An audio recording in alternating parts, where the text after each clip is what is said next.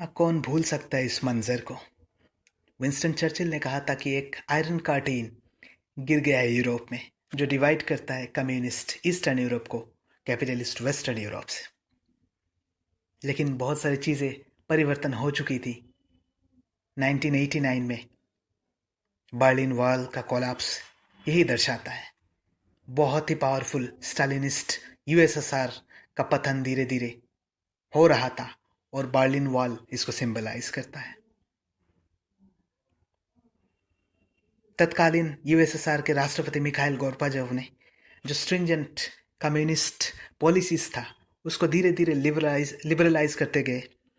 USSR की जनता ने ये रियलाइज किया कि प्रोस्परस वेस्टर्न यूरोप के सामने उनका लाइफ बहुत ही पीछे है। अभी रशिया बहुत ज़्यादा इन्वेस्टमेंट कर रहा था मिलिट्री पे, वेरस लाइफस्टाइल इंप्रूव हो रहा था वेस्ट में।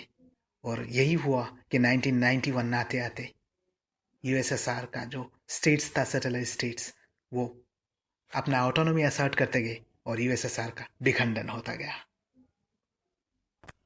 जियोपॉलिटिकल एक्सपर्ट्स ने 1991 की सोवियत यूनियन की विखंडन को कोल्ड वार का अंत बताते हुए उसके बाद एक यूनिपोलर वर्ल्ड की आइडिया दिया जिसमें सिर्फ अमेरिकी डोमिनेंस होगा।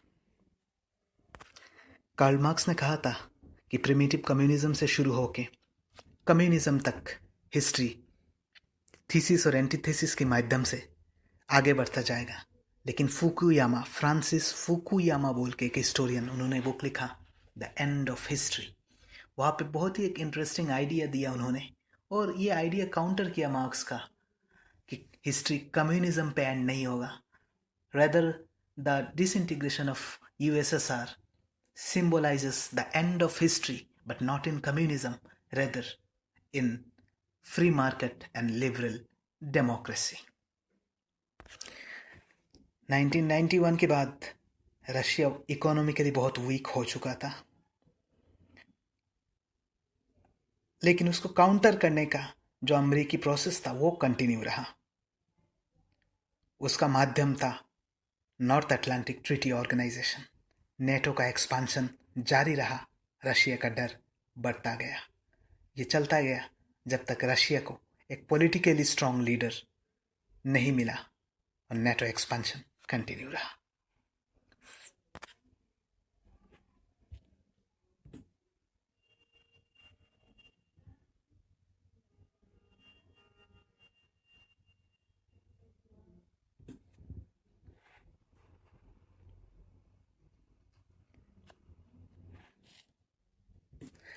फास्ट फॉरवर्ड टू 2014, नेटो का आक्रामक रुख जारी रहा।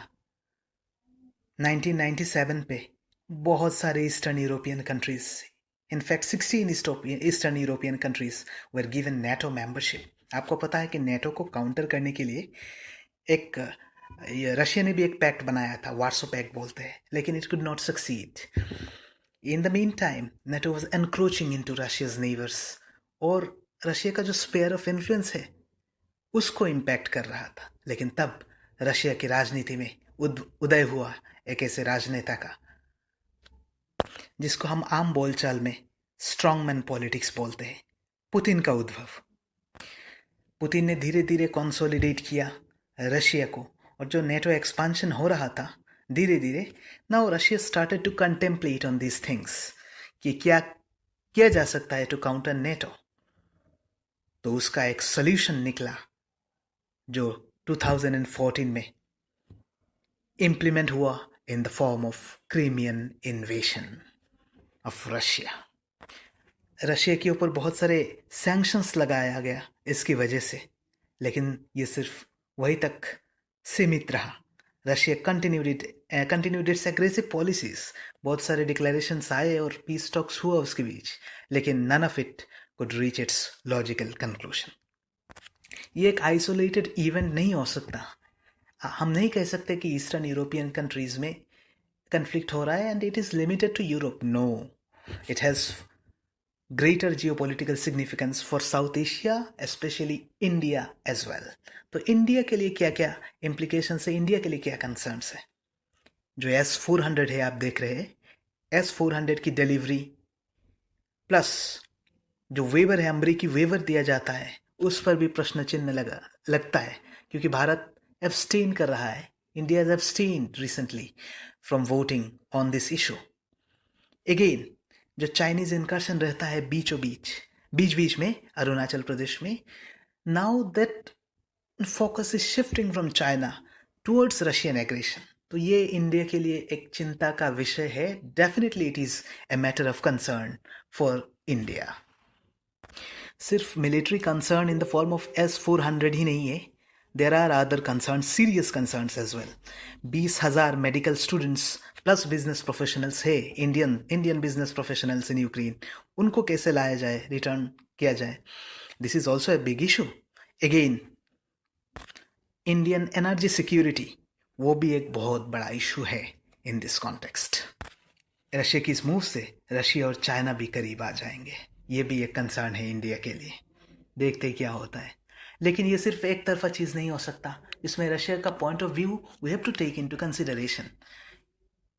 Without that it won't be a balanced analysis, right?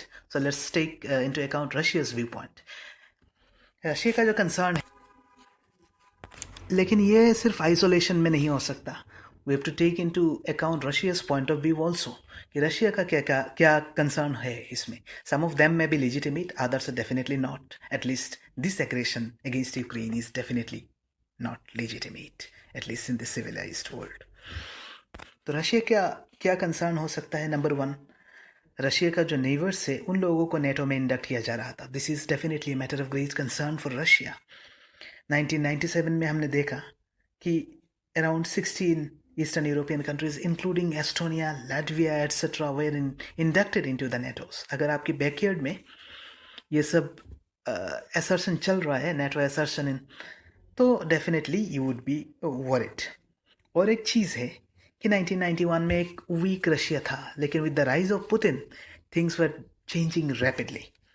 तो Putin started to challenge the US and NATO ascendancy, जो कि 2014 में क्रीमियन एनेक्सेशन में दिखा. ये सब रशिया क्या चाहता है, ये भी हमें देखना होगा कि what is the motive of Russia behind all this things. कि नेटो का जो प्रीवियस कमिटमेंट है कि ईस्टर्न यूरोपियन स्टेट्स में वो लोग एक्सपांशन नहीं करेंगे, और that should be respected. This is one of the concern of Russia. ठीक है. सेकेंडली, जो पोस्ट सोवियत स्टेट्स है, राष्ट्र राज्य है, उनसे Russian NATO troops should move out, ये भी है. और most importantly, it wants A guaranteed promise that Ukraine would never be given membership of NATO.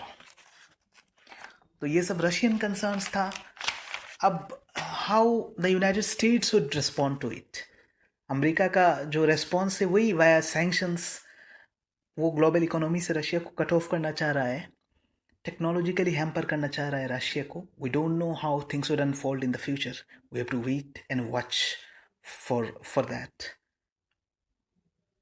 तो these are all the things that is required for your examination, at least international relations में. अगर आपको हमारा ये video अच्छा लगा तो please keep sharing and keep learning. Thank you for joining APSC Guru.